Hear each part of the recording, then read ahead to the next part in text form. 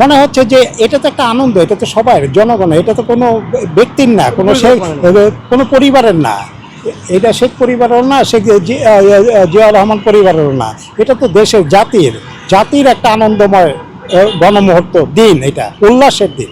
এটা তো 1971 সালে যেহেতু মুক্তিযোদ্ধারা যুদ্ধ করে দেশ স্বাধীন করে এই দেশটাকে একটা স্বীকৃতি পাইছে, না হয়তো আমরা তো পরাধীন ছিলাম, অন্যের গোলামি করতাম, বা আমাদের দেশে কেউ তো আর কোনো অফিসার র্যাঙ্কে বা কোনো কর্মকর্তা হইতে পারতো না। এমএলএসএস ছাড়া বা পিওন পদ ছাড়া, বা যেমন আমাদের জেনারেল উসমানী, আতাউল গনি উসমানী, ওনার কথাটাই ভাবেন যে উনি তো সর্বক্ষমতার মালিক ছিলেন। উনি পাকিস্তানে তাকে কী করে রাখছে, শুধু কর্নেল বানায় রাখছে, তারা কিন্তু জেনারেল পদ দেয় নাই। কেন দেয় নাই? যে ওইটা আমরা পরাধীন ছিলাম, কারণ তার অপরাধ ছিল, সে বাঙালি ছিল, সে যেহেতু পাকিস্তানি ছিল না, তো পাকিস্তানি না থাকার কারণেই তাকে কর্নেল পদ দেওয়া হয়েছে, তাকে কিন্তু জেনারেল পদ দেয় নাই, কিন্তু কাজগুলো কিন্তু সে করছে জেনারেল পদের কাজ করছে। যেমন বার্মাতে একবার বিশৃঙ্খল সৃষ্টি হলো সেনাবাহিনীর মধ্যে, তখন তাকে পাকিস্তান সরকার, আইয়ুব খান সরকার তাকে পাঠাইছে ওইখানে কন্ট্রোলের জন্য। যে তখন সে গিয়ে ওইখানে দেখছে, তখন সাংবাদিকরা জিজ্ঞাসা করছে যে আপনার দেশে এত বড় বড় জেনারেল থাকতে আপনি সাধারণ কর্নেলকে কেন পাঠাইলেন? কর্নেলই ওইটাকে নিয়ন্ত্রণ করতে পারবে, তো কর্নেল যদি নিয়ন্ত্রণ করতে পারে তাহলে তাকে জেনারেল পদ দিচ্ছেন না কেন? আর জেনারেল পদ যদি না দেন তাইলে দেখেন পরে সেই দেশে যে বার্মা যে যখন সে করছে, গেটের সামনে দেখছে একটা বড় একটা পাথর পড়ে আছে, তখন সে অর্ডার করলো যে পাথরটা কোথায় ছিল, তো ওই জায়গায় ছিল, তো এইখানে কেন, এটা কীভাবে আসলো, এটা হয়তো পড়ে গেছে, তো এটাকে নিয়ে আসো।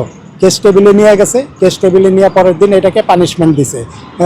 মেন গেট যেখানে সদস্যরা যাতায়াত করে, সৈনিকরা যাতায়াত করে, সেই জায়গার ভিতরে কাঁচের গ্লাসের ভিতরে তাকে বন্দি করা, দুই দিকে পাহারা দিয়া তাকে, তখন অন্যান্য বিশৃঙ্খল যে সেনা কর্মকর্তারা ছিলেন বা সেনা সদস্য ছিলেন, তারা দেখলো যে একটা পাথরকে যদি এই শাস্তি দিতে পারে তাহলে আমাদের না জানি কোন শাস্তি দিবে। তারা ওইটা দেখেই তাদেরকে আর কোনো থ্রেট দিতে হয় নাই, তাদেরকে ধমক দিতে হয় নাই, তারা অটোমেটিকলি সোজা হয়ে গেছে। তা আমাদের দেশটা যদি স্বাধীন না হতো তাহলে আমরা এই যে এখন যেভাবে আপনি আমার সাথে সাক্ষাৎকার নিচ্ছেন বা জিজ্ঞাসা করছেন, এই জিনিসটা তো আপনি পাইতেন না। 16ই ডিসেম্বর এটা একটা আনন্দ গণমুহূর্ত ছিল। আমরা পরিবার পরিজন নিয়ে, যেমন 3-4 দিন, এক সপ্তাহ আগে থেকেই আলোকসজ্জা বা সব কিছুই মানে একটা মেলার মতন বা আনন্দ দেওয়ার মতন, যে আমরা যে বিজয় হয়েছি সেটা প্রকাশ পাইত। কিন্তু এই গত 2 বছর যাবৎ সেই জিনিসটা বিলীন হয়ে গেছে। এটা একমাত্র দেশে যারা দায়িত্ববান আছেন তারাই একমাত্র এটার জবাব দিতে পারবেন। তবে দেশটাকে যেহেতু বাংলাদেশ, যে স্বাধীন বাংলাদেশ, সেই জিনিসটা কিছুটা ক্ষুণ্ণ হচ্ছে বলে আমার কাছে মনে হচ্ছে। এটা তো একটা আনন্দ, এটা তো সবার জনগণের, এটা তো কোনো ব্যক্তির না, কোনো পরিবারের না, এটা শেখ পরিবারেরও না, শেখ জিয়াউর রহমান পরিবারেরও না, এটা তো দেশের জাতির একটা আনন্দময় গণমুহূর্ত দিন, এটা উল্লাসের দিন, এটা বিজয়ের দিন।